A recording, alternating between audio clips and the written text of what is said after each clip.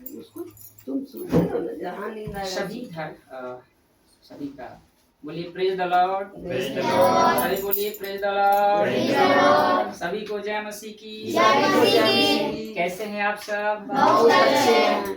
कैसा लग रहा है यहाँ पर? बहुत अच्छा। आनंद लग रहा है ना? स्वर्ग है कि नहीं? स्वर्ग है। तो चलिए आप सभी को मसीह मंथन बैठक खरी शिक्षा में सभी का एक बार स्वागत करता हूं। मैं रामाशीष मसीह, प्रभु का सेवक, आपके बीच में उनकी दया से, उनकी अनुग्रह से मैं प्रेजेंट हूं। तो मैं आप सभी को एक बार, और यूट्यूब वाले आप सभी को मैं फिर से एक बार आप सभी का बहुत बहुत स्वागत करता हूं। आइए उस परमात्मा के लिए, परमेश्वर के लिए, प्रभु यीशु मसीह के लिए और पवित्र आत्मा के लिए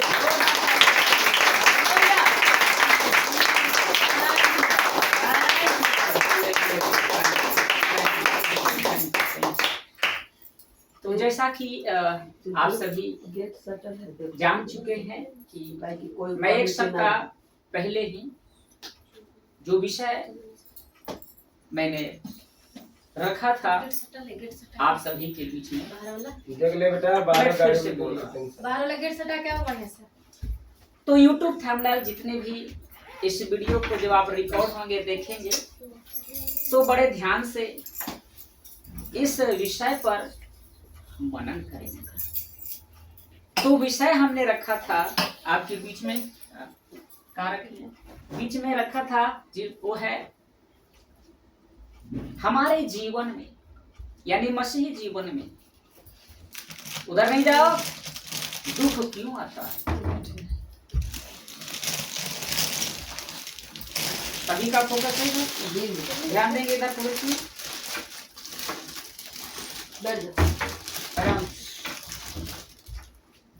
मसीही जीवन में दुख क्यों आता है? ये सवाल जितने भी यहाँ पर बैठे हैं आपके भी मन में ये क्वेश्चन, ये प्रश्न होगा, और यूट्यूब वाले आप लोग को भी ये प्रश्न होगा कि हम संसार को छोड़े प्रभु में आए ताकि मुझे दुख ना हो। जो संसार में हमें नहीं मिला वो वस्तुएं हमें प्रभु में, मसीह में हमें मिलेगा। लेकिन 5 साल हो रहा है, 2 साल हो रहा है, 10 साल हो रहा है, लेकिन संसार से ज्यादा मसीह में दुख हो रहा है। पहले तो इतना दुख नहीं था, लेकिन जब हम प्रभु में आए तो समस्या तो रुकने का नाम ही नहीं ले रहा, बीमारी ठीक हो ही नहीं रहा।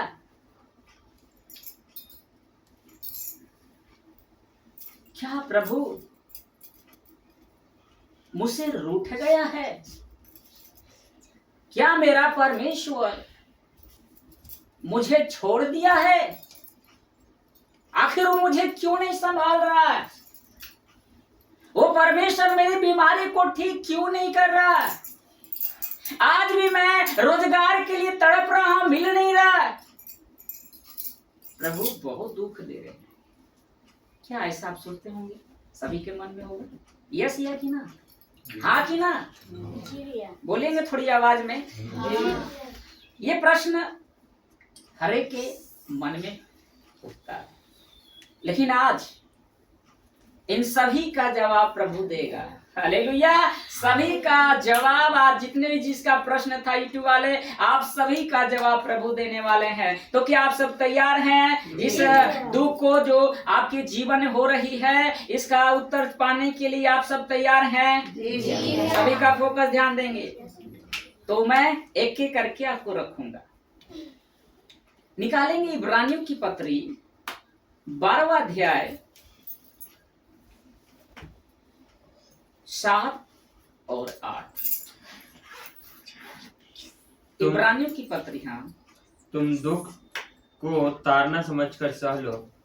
परमेश्वर तुम्हें पुत्र जानकर तुम्हें तुम्हारे साथ वर्ताव करता है और वह कौन सा पुत्र है जिसकी ताड़ना पिता नहीं करता। सभी का फोकस इधर मेरे बहनों। यदि वह ताड़ना जिसके भागी सब होते हैं तुम्हारी नहीं हुई तो तुम पुत्र नहीं पर व्यभिचारी की संतान ठहरे।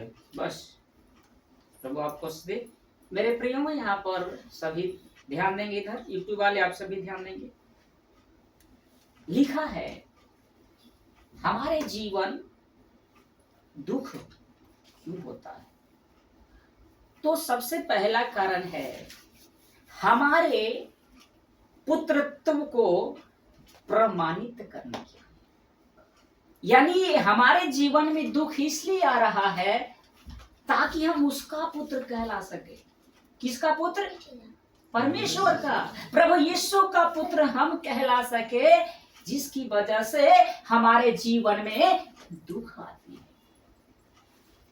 अगर हमारे जीवन में दुख नहीं, पीड़ा नहीं, समस्या नहीं, तो क्या हम उस परमेश्वर के पुत्र कहला सकते हैं? मेरा ध्यान दीजिए सभी लोग, क्या उस परमेश्वर के हम बेटा और बेटी कहला सकते हैं? नहीं। तो फिर ये प्रश्न हमारे मन में क्यों आता है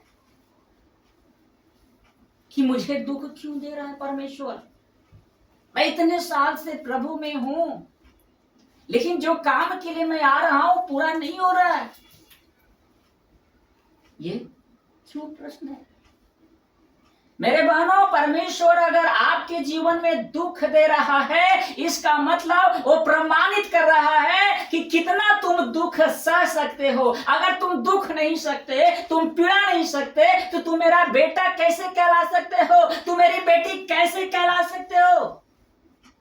परमेश्वर ने अपने पुत्र प्रभु यीशु को 33.5 साल संसार में रखा। क्या आनंद का जीवन जिया? ऐसो आराम का जीवन जिया? नहीं। दुख जितना प्रभु को दुख हुआ उतना हमें दुख हुआ। नहीं। लेकिन उस दुख में, उस पीड़ाओं में उस खुदा का, उस परमेश्वर, उस पिता का आदर किया, धन्यवाद दिया। उसने ये नहीं कहा परमेश्वर मेरे दुख को दूर कर दे, मेरी समस्या में मरना नहीं चाहता हूं, क्रूस पर मुझे बचा ले, ऐसा कहा? नहीं। आपके जीवन में, एक मसीह की जीवन में दुख आने का ये भी हमारे लिए लाभ है। दुख है इसका मतलब हमारे जीवन में लाभ है। दुख नहीं तो लाभ भी नहीं मिलेगा। इसलिए परमेश्वर कहता है कि हमारे पुत्रत्व को प्रमाणित करने के लिए, जैसा लिखा है इब्रानियों की पत्री में, पौलुस कहता है तुम दुख को ताड़ना समझकर सह लो। अगर तुझे कोई बीमारी है, दुख हो रहा है, दर्द हो रहा है, तकलीफ हो रहा है, तो सह लो। उस दुख में भी तू क्या करो? सह लो।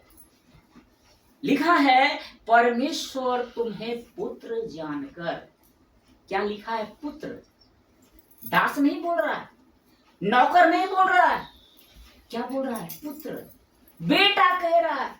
वो क्या आपको क्या कह रहा है? बेटा, पुत्र कह रहा है। मसीह वालों, मसीह मंथन बैठक वालों, आप सभी सुनो, वो परमेश्वर आपको कहता पुत्र जानकर तुम्हारे साथ बर्ताव करता है।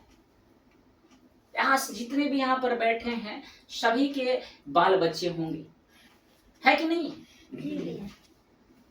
तो मैं आप ही से प्रश्न पूछूंगा, बच्चों को आप दुख देते हैं कि नहीं देते?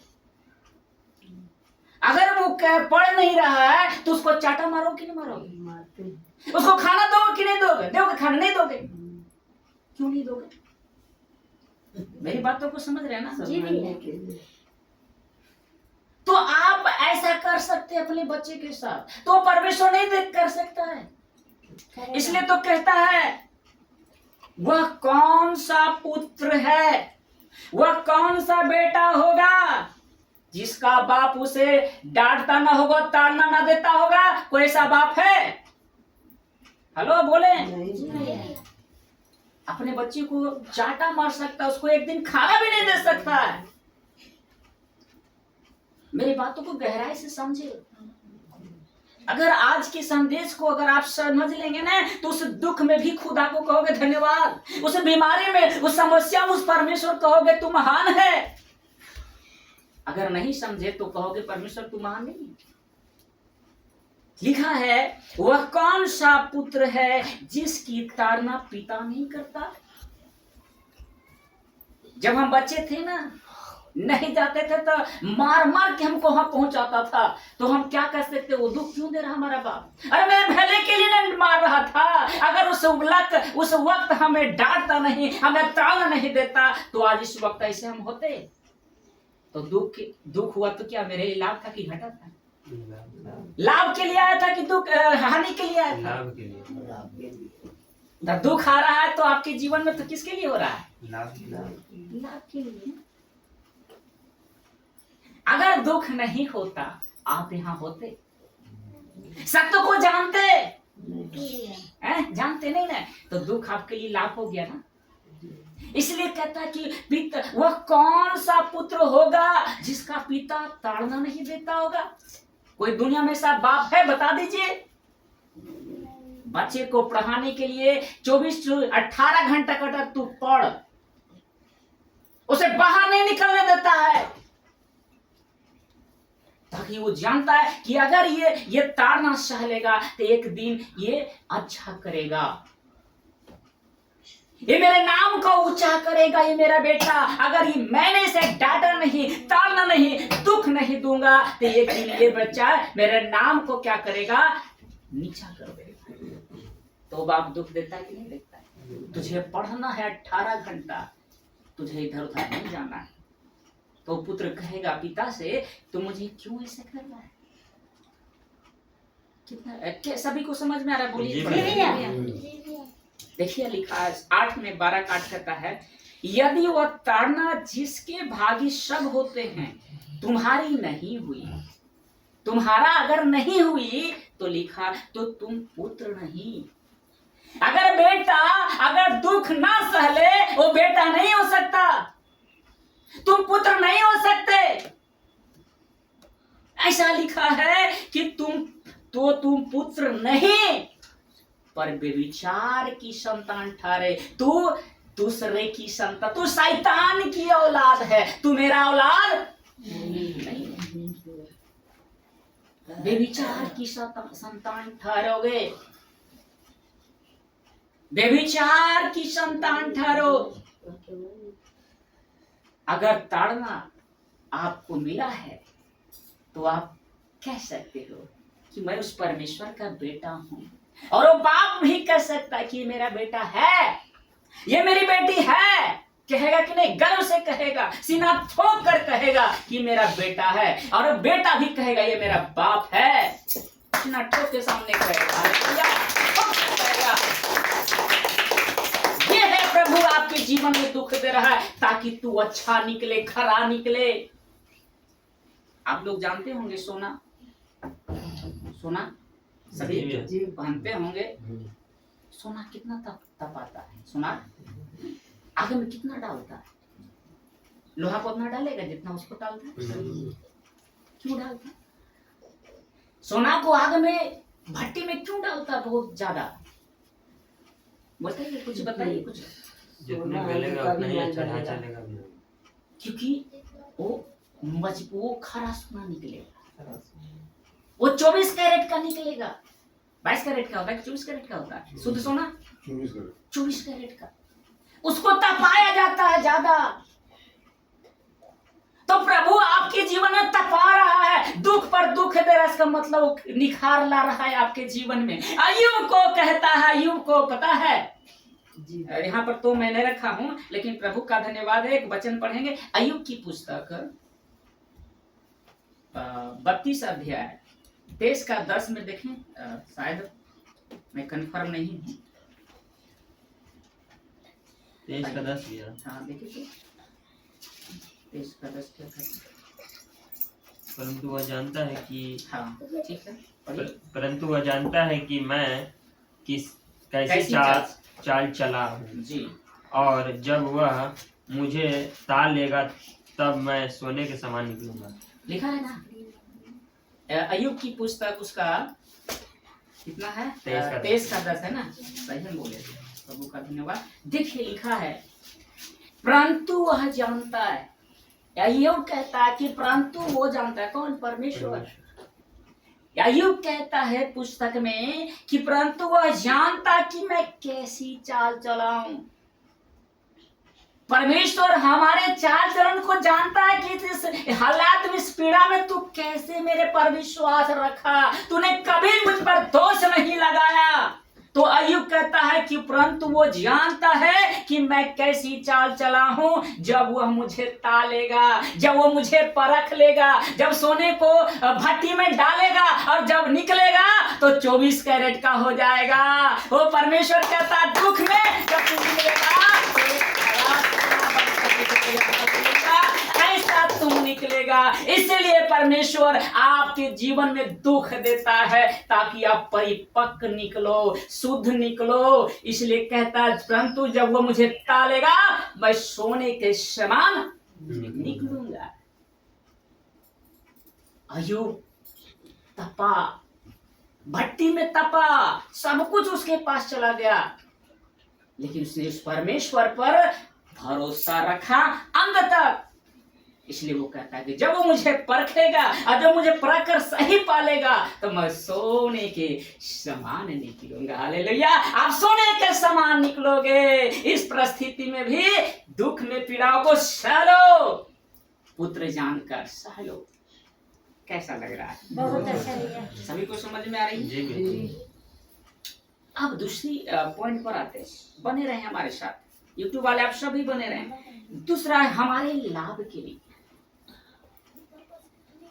आपके जीवन में दुख आ रहा है तो दूसरा फायदा मैं बता रहा हूं, वो आपके लाभ के लिए है, प्रॉफिट के लिए है। वो कहता हमारे लाभ के लिए है।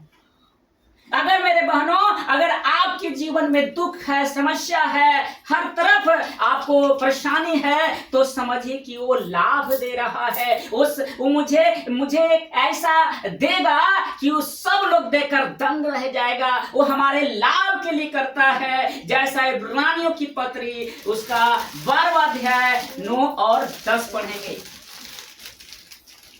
फिर जबकि हमारे शारीरिक पिता भी हमारी ताड़ना किया करते थे, तो क्या आत्माओं के पिता के और भी अधीन न रहें, जिससे जीवित रहें?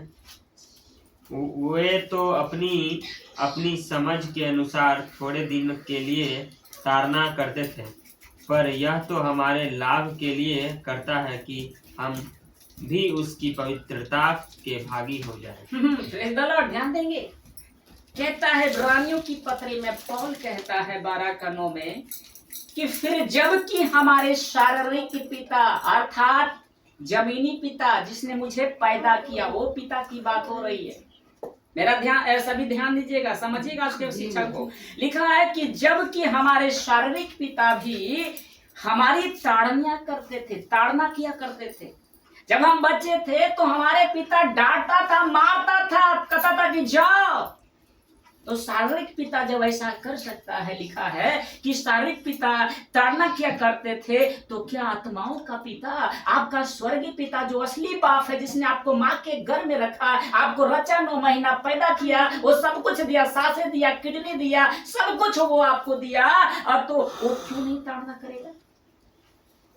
सवाल है ना। लिखा है कि आत्माओं के पिता की और वे अधीन न रहे, जिससे हम जीवित रहे। जब हम उस शारीरिक पिता के अधीन रहकर उस ताड़ना को सह लिए, तो इस मसीह में आने के बाद उस परमेश्वर के अधीन क्यों न रहे? जब हम आज उसके अधीन रहेंगे तो हम क्या निकलेंगे? सोने के समान निकलेंगे ना। हम कहाँ जाएंगे? स्वर्ग जाएंगे ना। हम परमेश्वर से मिलेंगे ना। तो उसके इस परिस्थिति में, इस समस्याओं में, इस दुख की घड़ी में उस आत्माओं के पिता के अधीन रहना है, तभी हमारे लिए क्या होगा? लाभ होगा। होगा कि नहीं होगा? उसके अधीन आत्माओं के पिता लिखा है। ध्यान देंगे सभी लोग इधर। तो अपनी समझ के अनुसार थोड़े दिन क्या करते हैं, तो यह हमारे लाभ के लिए करता है, जबकि उसकी पवित्रता के भागी हो जाए, उसका एक हिस्सा बन जाए। किसका? परमेश्वर का, अपने पिता का एक हिस्सा, भाग, एक भाग बन जाए,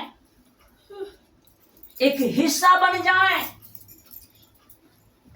इसलिए मेरे बहनों, आपके जीवन में परमेश्वर दुख लाता है। वो दुख भी किसके लिए ला रहा है? आप खुद की कर रहे हो। परमेश्वर तो कर रहा है नहीं, लेकिन खुद ला रहे हो। फिर भी उस दुख को ताना समझकर सह लेना है। अगर कोई परमेश्वर का सेवक अगर शिक्षा में अगर डांटे तो उसको सह लो। अगर आपको शिक्षा दे रहा है, गलत कर रहे हो, अगर वो डांट भी रहा है तो उसकी बात मान लो, ताड़ना समझकर सह लो। अगर हमारा जिस जगह हम जाते थे पढ़ने के लिए, अगर मुझे वो नहीं मानता, जिस टीचर के पास हम जा रहे हैं अगर वो नहीं डांटता, अगर उसकी ताड़ना हम नहीं सहते, तो हम नालायक निकल जाते ना, हम बेकार निकल जाते ना। तो हमने क्या किया, उस टीचर का जहां हम पढ़ रहे थे उसका ताड़ना समझ लिया, उसकी पीड़ा को सह लिया। मारता था फिर भी सह लेते थे, तो आज निकले ना निकले। तो पिता भी ऐसा करता है, उस दुख को भी ताड़ना समझकर हमें सह लेना, ताकि उस परमेश्वर के हम क्या हो जाए, सहभागी हो जाए, पवित्रता के भागी बन जाए। हालेलुया। पवित्रता के भागी बन जाए। ये है लाभ के लिए, लाभ के लिए प्रभु मेरे जीवन में ऐसा कर रहा है। 38 साल व्यक्ति पड़ा था, 38 साल से उस बीमारी से पीड़ा में था मेरे बहन।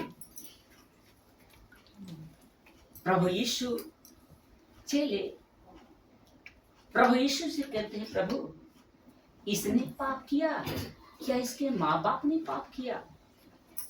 हेलो, ध्यान दीजिएगा। चेले पूछते हैं परमेश्वर प्रभु यीशु से कि प्रभु बताइए, इसने पाप किया जो इस पीड़ा में, इस दुख में है, क्या इसके माँ बाप ने? यीशु ने कहा, ना तो इसने पाप किया, न इसके माँ बाप ने पाप किया, परंतु इसलिए हुआ है कि इसके द्वारा उस परमेश्वर की महिमा हो। हालेलुया। जाने लो कि परमेश्वर है। अगर आपके जीवन में ऐसी परिस्थितियां हैं तो एक भी परमेश्वर ऐसा काम करेगा, दुनिया लोग जानेगा कि सच में तेरा परमेश्वर महान है, तेरा खुदा सच में सब खुदा से बढ़कर है। मैं इतने साल से प्रभु में हूं ना, मेरे बच्चे को आप देखे होंगे, सभी देखोगे, देख कर आपको क्या लगता होगा? कुछ भी आपको लग रहा होगा कि भैया इतने प्रभु में लीन है, इसका बच्चा क्यों नहीं हो रहा? अभी भी वही ढंग है। साधारण बच्चा कैसा है, संसार का बच्चा, इस बच्चे में बहुत आसमान जमीन का फर्क है। तो आपको लगता है कि प्रभु भैया जरूर पाप कर रहा होगा, कुछ ना कुछ कर रहा होगा, जिसके चलते ऐसा इसका बच्चा होगा। क्या ऐसा सवाल होगा कि नहीं होगा? बोलिए हाँ कि ना। सत्य है जो बताइए हमें। तो अब यहाँ पर इसका जवाब मिल गया कि बच्चा जो भी परमेश्वर दिया है परमेश्वर की महिमा, क्योंकि आज जिस दिन मेरा बच्चा ठीक हो जाएगा, जिस दिन मेरा बच्चा सभी बच्चों से तेज हो जाएगा, तब वही लोग कहेगा, वाह तेरा परमेश्वर तो महान है।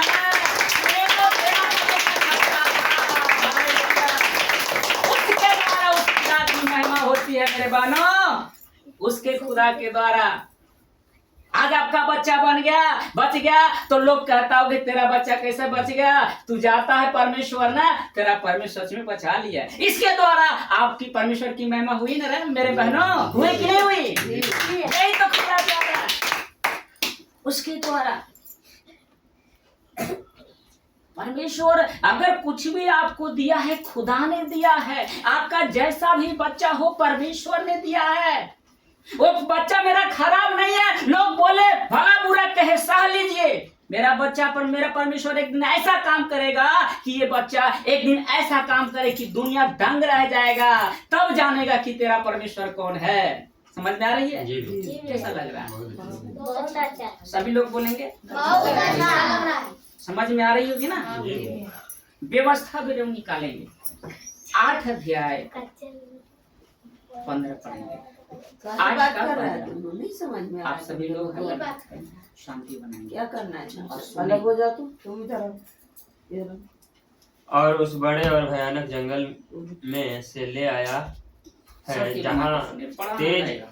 तेज विष वाले सर्प और बिच्छू हैं और जहरी जल रहे जल रहित सूखे देश में उसने तेरे लिए चकमक चकमक की चट्टान से जल निकाला 16 और तुझे जंगल में मन्ना खिलाया जिसे तुम्हारे पुरखा जानते भी न थे इसलिए कि वह तुझे नर्म बनाए और तेरी परीक्षा करके अंत में तेरा भला ही करे। तेरा अंत में तेरा क्या करे? भला ही करे। व्यवस्था विवरण का जो लेखक मूसा है जो कहता है इस पुस्तक में लिखा है व्यवस्था विवरण 8 का 15 कि और उससे बड़े और भयानक जंगल में से 6 लाख इजरायलियों को मूसा के द्वारा मिस्र देश में जो गुलामी में था वहां से छुड़ाकर जंगल लाता जैसा लिखा है कि भयानक जंगल में से क्या कह रहा निकाले में से लाया है और वहां क्या था जहां तेज विष वाले सर्प और बिच्छू हैं। उस भयानक जंगल में ऐसे खतरनाक सांप थे और बिच्छू थे, अगर एक बार काट लिया उसी वक्त वो मर जाता। लेकिन परमेश्वर ने मूसा के द्वारा करा कि मैंने उस भयानक जंगल में से क्या किया तुझे निकाल लेके आया, उस सांप और बिच्छू से बचाया और लिखा कि जल रही सूखे देश में उसने तेरे लिए चकमक की चट्टान से क्या निकाला? जल निकाला। 6 लाख इजराइलियों को उसे पानी पिलाने के लिए परमेश्वर चकमक कहते लिखा है यहाँ पर, चट्टान का नाम है चकमक, चट्टान से क्या निकाला? जल निकाला। वो 6 लाख इजराइलियों को पिलाया और इतना ही नहीं उसे स्वर्ग से क्या दिया? खाने के लिए मन्ना। उसे खाना भी नहीं पकाना पड़ता था। ऐसा परमेश्वर उन सभी के साथ किया। इसलिए लिखा है यहाँ वचन में चकमक की चट्टान से जल निकाला और तुझे जंगल में मन्ना खिलाया जिसे तुम्हारे पुरखा जानते भी न थे, इसलिए वह तुझे नम्र बनाए। अगर आपके जीवन में दुख आ रहा है तो प्रभु चाहता कि तू नम्र बन, है ना, तू ऐसा बन, ऐसा जैसा नम्र बन जाए और तेरी परीक्षा करके तेरे इस दुख को में जब तुम पास हो जाओगे तो तुम्हारा क्या हो जाएगा? भला हो जाएगा। या यूं क्या हुआ? भला हुआ। उस दुख को सह लिया, उस ताड़ना को सह लिया, आयु को दुगनी आशीष मिली। तो भला हुआ कि बुरा हुआ? लाभ हुआ कि हानि हुआ? तो अगर आपके जीवन में दुख आ रहा है तो क्या आपको लाभ होगा कि हानि होगा? दुनिया भले कहे तुझे हानि हो रही है, लेकिन मुझे मालूम है और आपको भी मालूम है कि मेरा परमेश्वर कौन है, जिसने पूरी दुनिया को बनाया है, पूरे संसार को बनाया, सूरज को बनाया, चंद्रमा को बनाया, हर चीज को उसने बनाया है। तो हमें ऐसे रहने दे देगा? हम उसके बेटे हैं ना, हम उसके संतान है ना। 6 लाख इजराइलियों को कभी सोचा नहीं था कि परमेश्वर मुझे चट्टान से पानी पिलाएगा और स्वर्ग से मन्ना खिलाएगा। भजन कहता है ना, स्वर्ग, सभी को याद है ना भजन? मेरे साथ बने रहिए, बहुत आनंद आएगा। यूट्यूब वाले आप सभी बने रहे। लिखा है ना, स्वर्ग से मन्ना खिलाया हमें, पानी चट्टान से पिलाया हमें। स्वर्ग से मन्ना खिलाया हमें, हाँ पानी चट्टान से पिलाया हमें। स्वर्ग से मन्ना दिया वो 6 लाख इजराइली जो गुलाम में था। अरे हम लोग कहाँ थे? गुलाम में थे, शैतान के जंगल में फंसे हुए थे। परमेश्वर ने हमें वहां से आजाद किया, हमें वो जल दिया जो कभी खत्म नहीं होता है। कभी हम प्यास का बुझती नहीं है। वो जल आपको और हमें दिया मेरे बहनों। वो जल जो कभी सूखता नहीं है, उमड़ता जाता है, उमड़ता जाता है। वो जल आपको दिया है मेरे बहनों। तो आपको क्यों दे रहा है परमेश्वर? मेरे साथ ऐसा क्यों कर रहा है? उसने स्वर्ग से मन्ना खिलाया और पानी से चट्टान से पानी पिलाया, और वो जल आपको दी है मेरे बहनों। वो सारा लहू आपको दी है। और हम कहते हैं उस दुख में, उस पीड़ाओं में, परमेश्वर तू कहाँ रह गया? तू मुझे बात क्यों नहीं सुन रहा है? वो मेरे भले के लिए कर रहा है ना मेरे बहनों, मेरे भले के लिए नहीं कह रहा है, कर रहा है जो कुछ भी। तो क्या हम उस पीड़ा में, उस दुख में धन्यवाद दे सकेंगे? अब उस खुदा को कहेंगे ये दुख कुछ नहीं है, ये दुख के बाद वो मुझे देने वाले हैं कुछ ही आनंद का सुख। आनंद सोच रहे 70 साल 80 साल का नहीं, अनंत काल का सुख मिलने वाला है। इस दुख को सह लो मेरे बहनों, इस पीड़ाओं को सह लो, लेकिन जो बाद आने वाला है उसमें कोई पीड़ा नहीं है, कोई दर्द नहीं है, कोई तकलीफ नहीं है। वो सिर्फ आनंद आनंद आनंद है। वो सिर्फ आनंद है।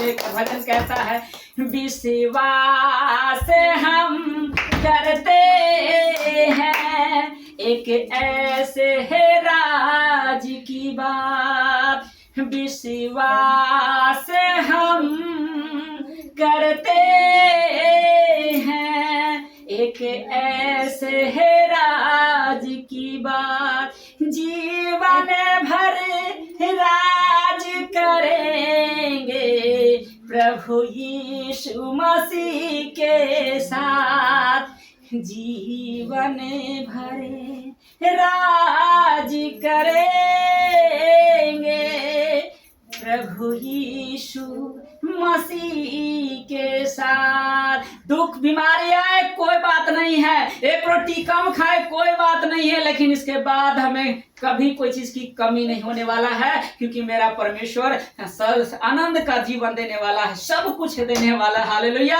तारीफ करे उस परमेश्वर को जिसने आपको बनाया है। मेरे साथ बने रहिए, ध्यान देंगे वचन पे आप। अब तीसरा पॉइंट पर आते हैं, आपके जीवन में दुख क्यों आ रहा है, मसीह जीवन में दुख क्यों आ रहा है, तो इसका तीसरा लाभ बता रहा हूँ। लिखा हमें उसकी पवित्रता में, किसकी पवित्रता में? प्रभु यीशु की पवित्रता में, परमेश्वर की पवित्रता में भागीदारी कराने के लिए, यानी हिस्सा लेने के लिए। क्या लेने के लिए? हिस्सा, भागीदारी लेने के लिए। जैसा इब्रानियों 12 का 10 पढ़ लेंगे। इब्रानियों की पत्री 12 अध्याय वचन 10 में देखिए लिखा है,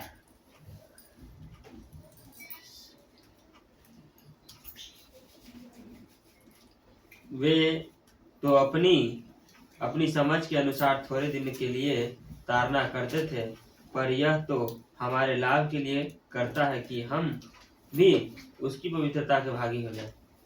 शारीरिक पिता, जो हमारा जमीनी पिता जिसने मुझे पैदा किया, वो तो थोड़े दिन के लिए मुझे ताड़ना दिया, लेकिन प्रभु मुझे जो दुख दे रही, मुझे ताड़ना दे रही अनंत के लिए। इसलिए कहा कि उसकी पवित्रता के भागी हो जाएं, उस प्रभु यीशु के बेटी बन जाएं, उस खुदा के संतान बन जाएं। ऐसा दुख हमें प्रभु यीशु की तरह बना देगा, उसके जीवन, हमारे जीवन को बना देगा, उसका एक हिस्सा हम बन जाएंगे, उसका एक स्वरूप में बन जाएंगे। इसलिए आपके जीवन में दुख आता है, इस आपके जीवन में ये समस्या आ रही है, ताकि उसकी पवित्रता आप में हो जाए, आप उसकी पवित्रता, आप उसके संग हो जाएं। इसलिए वो कहता है आपकी पवित्रता को, है ना, लिखा है हमें उसकी पवित्रता में भागीदारी कराने के लिए हमारे जीवन में क्या आ रही है? दुख।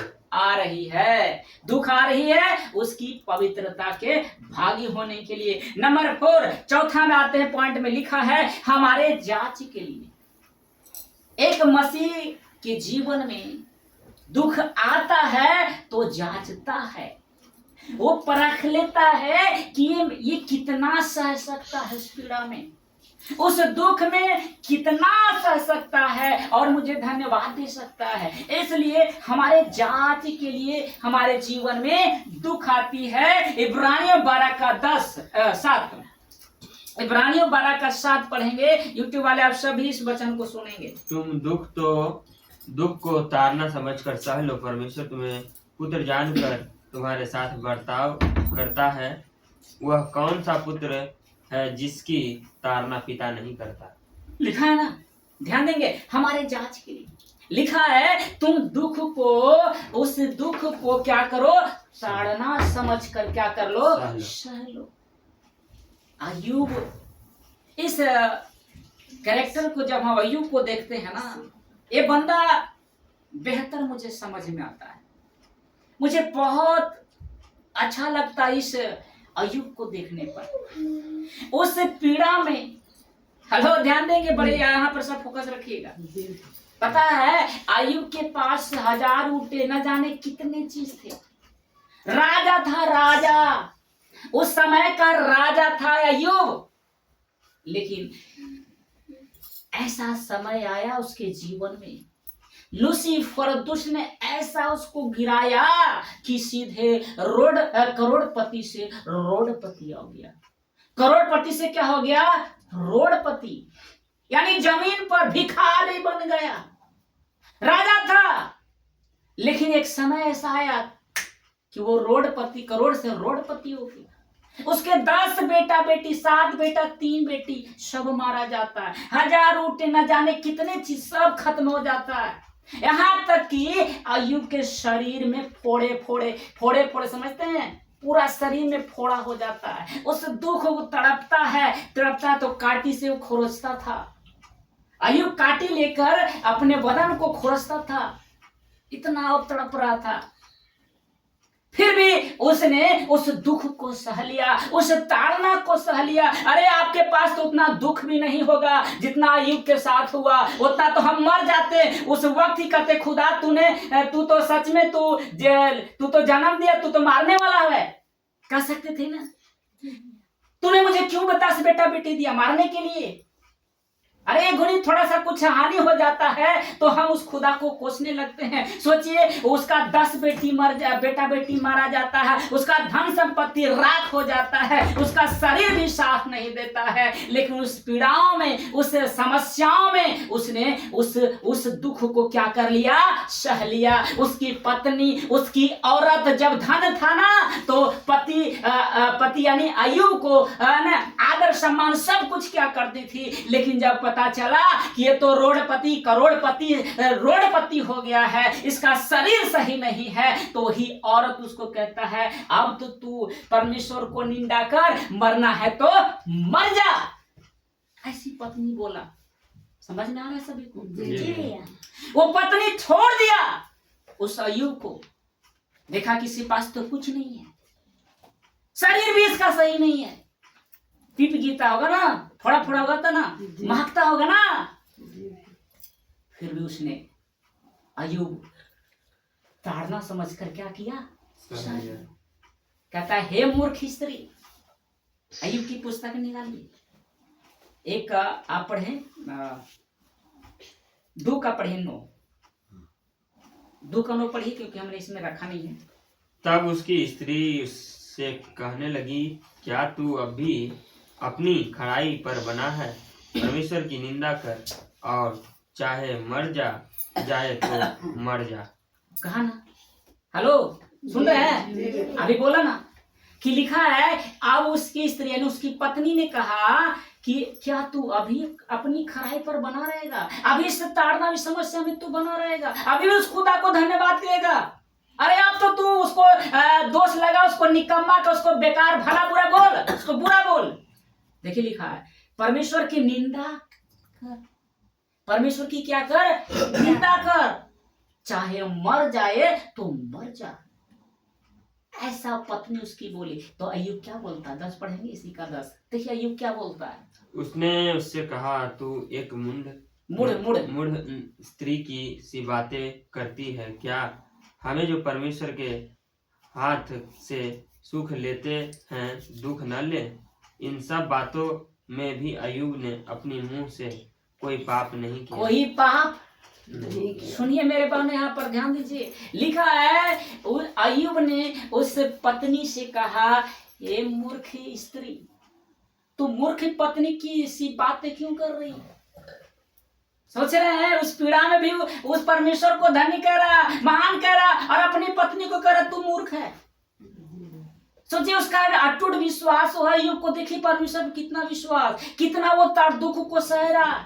अरे आपके जीवन में तो ना दुख नहीं है, उतना नहीं सह पाओगे, वो सह रहा है और फिर भी कह रहा है तुम मूर्ख स्त्री है। लिखा है, क्या हम जो परमेश्वर के हाथ सुख लेते हैं, आनंद लेते हैं, सब कुछ लेते हैं, दुख ना ले? मेरा सवाल आप सबको, जब चंगाई मिलता है तो आप धन्यवाद करते हो, और वही चंगाई एक बार नहीं मिलता है तो क्या हम उसे परमेश्वर नहीं कहेंगे? वो मेरा बाप नहीं है?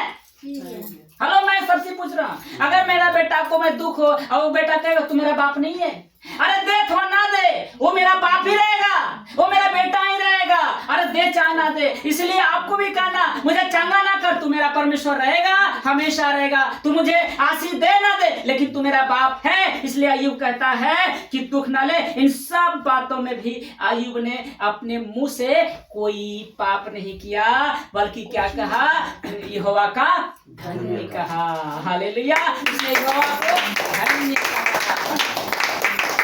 इस पीड़ाओं में, इस दुख की घड़ी में हमें उस खुदा को धन्य ही कहना है, उस खुदा को महान ही कहना है। रहे चाहे ना रहो, मेरा बाप रहेगा, मैं उसका बेटा रहूंगा। क्या होगा? जमीन बिक गया ना, मेरा बाइक चला गया, मेरा कर्ज इतना हो गया, तो मेरा परमेश्वर नहीं है, उस परमेश्वर को नहीं बोलेंगे? हेलो बोलिए, क्या होगा? सुख ले, दुख ना ले। सुख भी लेंगे तो धन्य कहेंगे, दुख भी आएगा धन्य कहेंगे, क्योंकि हमें धन्य कहना उस परमेश्वर को। तो बताइए, इस दुख में, इस पीड़ाओं में क्या हम उस परमेश्वर को दोष लगाएंगे? निंदा करेंगे? नहीं। अय्यूब किया, निंदा करेगा अपना बाप में किया नहीं आगे कैसे? तो ये दुख आपके लिए जांचने के लिए आ रही है ना। प्रभु देख रहा चाहता है कि सुख में तू तो बड़ा बढ़िया बढ़िया बोलता है, धन्यवाद प्रभु धन्यवाद, अब थोड़ी सी दुख आता है तो धन्यवाद करना छोड़ देता है, मेरे से प्रार्थना करना छोड़ देता है, संगति में आना छोड़ देता है। बताओ तू कैसा बेटी है? सोचिए परमेश्वर क्या सोचेगा। इसलिए परमेश्वर कह रहा है कि दुख ताड़ना समझ कर सह लो, है ना। तुम दुख को ताड़ना समझ कर सह लो, तो परमेश्वर तुम्हें पुत्र जानकर। जिस बाप अगर बेटे को ताड़ना नहीं देगा और बेटा कभी आगे नहीं बढ़ेगा, मैं लिख कर देता हूं, अगर बाप उसे नहीं सही तरीके से सिखाएगा, नहीं डांटेगा, उसको ताड़ना नहीं देगा, वो बेटा कुछ नहीं कर पाएगा जीवन में।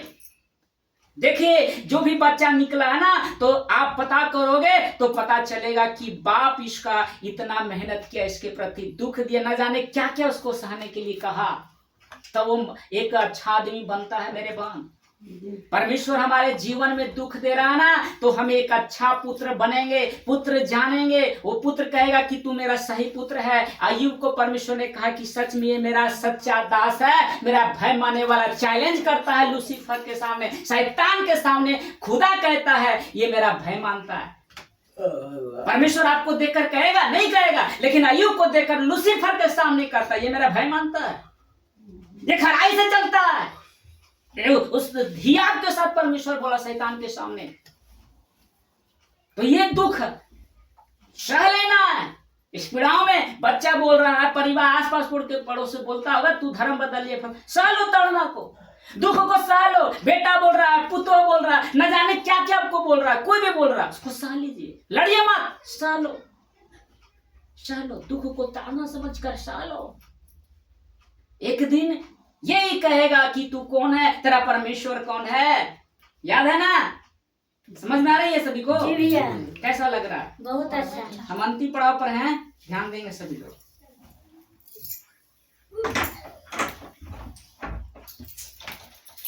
यशायाह 48 का 10 पढ़ेंगे, जल्दी जल्दी पढ़ेंगे, समय नहीं अब अंतिम है ज्यादा। 48 का 10 जी वो ना खोल दे तो एगो इधर दाबिए, हथवा चिपाई तो उसको दाबिए, उसको दाबिए, उसको दाबिए। सुनिए ना, उसको दाबिए, उसको दाबिए, उसको ठेलिए। वो अपने खुल जाएगा, उसको दाबिए ना, अंदर ये ना ठेलिए। तो सब अरे नहीं जी, आप इधर से उसको खाली दाबिए ना वो गेट को। धीरे वाला को दाबिए, धीरे खींचिए ना। हाँ हाँ बस। खाली क्या खोले सब चलिए पढ़िए। अल्लाह कोई बाहर डाल देख वीडियो में रिकॉर्ड हो रहा है। अल्लाह मैंने तुझे निर्मल तो किया परंतु चांदी की नाई नहीं, मैंने दुख की भट्टी में परख कर तुझे चुन लिया। सुन रहे हैं सभी लोग, सुनिए ध्यान देना। देखिए लिखा है, यशायाह कहता है, परमेश्वर का दास लिखा है, यशायाह की पुस्तक में लिखा है कि देख देख मैंने तुझे निर्मल तो किया, मैंने तो तुझे शुद्ध किया है, परंतु चांदी की नाई नहीं। मैं तुझे शुद्ध किया हूं, चांदी की तरह नहीं। चांदी और सोना में फर्क है ना मेरे बहन, मेरे भाई, फर्क है ना। तो प्रभु कहता है कि मैं तुझे निर्मल तो किया हूँ परंतु चांदी की नाई नहीं, मैंने दुख की भट्टी में परख कर, मैं तुझे क्या किया है, दुख में भट्टी में परख कर तुझे चुन लिया हूँ। परमेश्वर कहता है कि मैंने इतना दुख दिया कि दुख की भट्टी में तुझे डाल दिया, तब मैं परखा हूँ कि तू सच में मेरा बेटा है। अय्यूब को परखा और कहता ये मेरा धर्म वाला मेरा सेवक है। समझ रहे हैं? हमको दुख की भट्टी में तपाकर चुना है। दुख क्या घड़ी है, उस दुख को भी हम सह लेंगे ना। वही परमेश्वर जैसे अय्यूब को कहता है कि ये मेरा भय मानता है, वही परमेश्वर स्वर्ग में सभी के सामने कहेगा ये मेरी बेटी है, ये मेरा बेटा है, जो मैं इसे जानता हूँ, इसे मैं जानता हूँ कि ये कौन है। बताओ, तो ये जो दुख आ रही है आपके जीवन में, तो हम क्या रहे हैं, चांदी की तरह नहीं हो रहे हैं, हम सोने के समान निकल रहे हैं, सोने की भट्टी में तप रहे हैं। और एक दिन निकलेंगे ना कि लोग, दुनिया, जब हम स्वर्ग में जाएंगे ना, जब इस पृथ्वी से उठाए जाएंगे ना, तो दुनिया दंग रह जाएगा। यही पड़ोसी, वही लोग आपको देखकर दंग रह जाएगा। जब आप स्वर्ग में जाओगे तब ने निकलोगे सोने के समान, तब ने कहोगे कि मैं सोने का समान निकला हूँ। तो दुख को ताड़ना समझ कर क्या करना, हमें सह लेना है। 5वां पॉइंट है और अंतिम पॉइंट है, लिखा है फलवंत होने के लिए। आपके जीवन में दुख आ रही है तो आप फलवंत समझते हैं, बढ़ने के लिए। आप में फल लग रहा है, फल समझते हैं ना। आपके वृक्ष में जब फल आता है तो लोग कहता है कि इसमें फल है। तो आपके जीवन में दुख आ रही है तो आप फलवंत हो जाओगे। लिखा है इब्रानियों 12 का 11 पढ़ेंगे, जल्दी पढ़ेंगे। इब्रानियों की पत्री 12 अध्याय वचन 11 लिखा है, विश्वास से सारा ने इब्रानियों 12 का 11 जी 12 का 11 और वर्तमान में हर प्रकार की ताड़ना आनंद की नहीं पर शोक कहीं की बात दिखाई पड़ती है, तो भी जो उसको सहते सहते पक्के हो गए हैं, पीछे उन्हें चैन के साथ धर्म का प्रतिफल मिलता है। प्रतिफल मिलेगा, यानी फल मिलेगा। जिस वृक्ष को परमेश्वर ने बनाया था ना अदन की वाटिका में, वो फल मिलेगा स्वर्ग में। वो फल अभी नहीं मिलेगा, कहाँ जाओगे जब वहां मिलेगा। तो दुख को सहना है। इस दुख को नहीं सहेंगे तो उस फल को कैसे खाएंगे। अरे जिसके फल को हमारे लिए परमेश्वर ने बनाया, वो फल कैसे खाएंगे। जब दुख नहीं करेंगे तो फल कैसे खाएंगे। तो फलवंत होंगे कब, जब दुख आएगी तब ना। फलवंत कब होंगे, हमारे अंदर पेड़ कब, फल कब निकलेगा, जब हम तब निकलेंगे, जब हम सोने के समान निकलेंगे।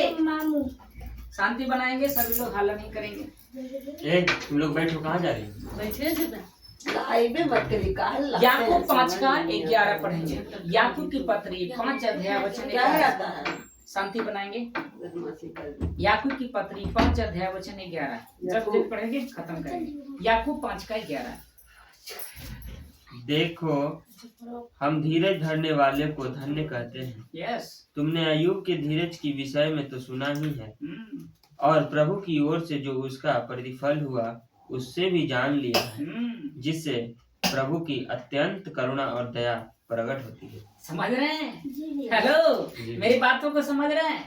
कहता है अय्यूब की पत्री में याकूब की पत्री में 5:11 लिखा कि देखो मैं धीरज धरने वाले को धन्य कहते हैं, जो इस पीड़ाओं में भी धैर्य रखकर उस खुदा को धन्यवाद करेगा तो उसको परमेश्वर कहेगा तू धन्य है।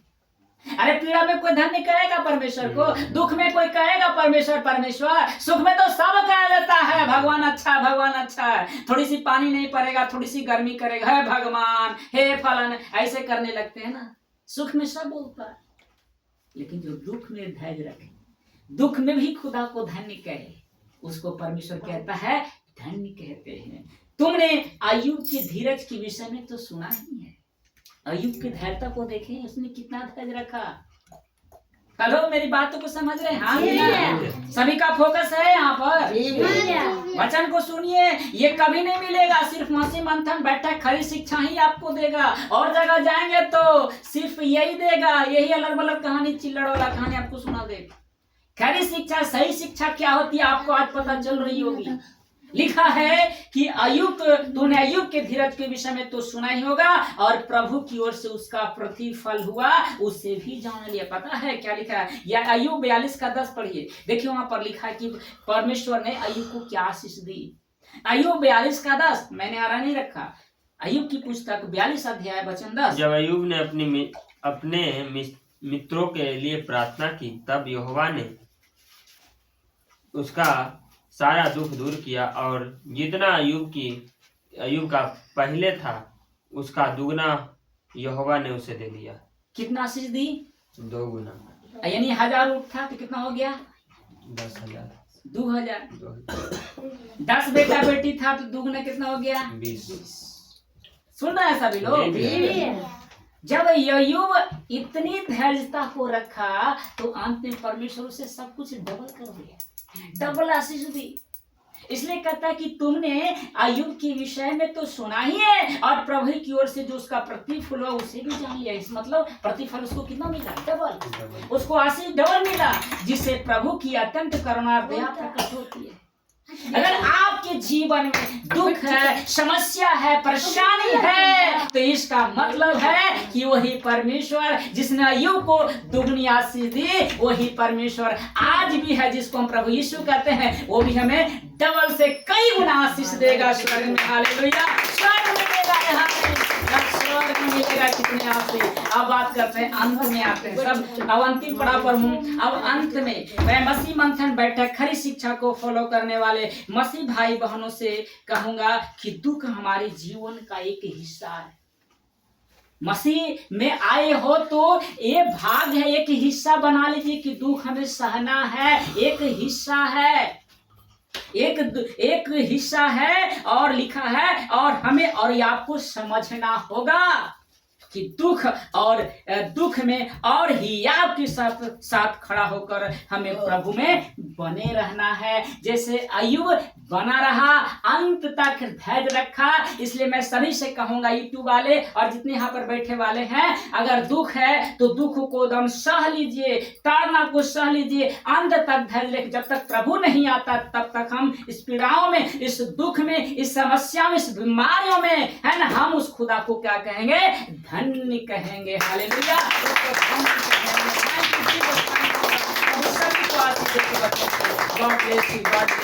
सभी लोग तारीफ करें, जितना हो सके तारीफ करें।